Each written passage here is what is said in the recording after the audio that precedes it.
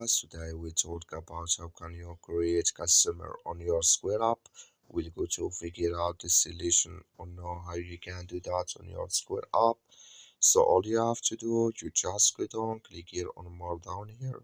When you click here on more, it's going to take you to this list here. So then all you have to do, just click here on customers here. When you click on it, it's going to take you to this list. Then all you have to do now, so you just go about this sign, click on it here. So then it's going to show for you a list like this here. So then you click here on create customer here. So then here can you fill all this list here. You add your first name, then last name, then your phone number and your email address, then address here. So then here company and reference ID, then your birthday.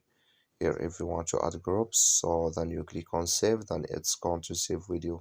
That's all you have to do. Thank you for watching. Don't forget to support us by like and subscribe.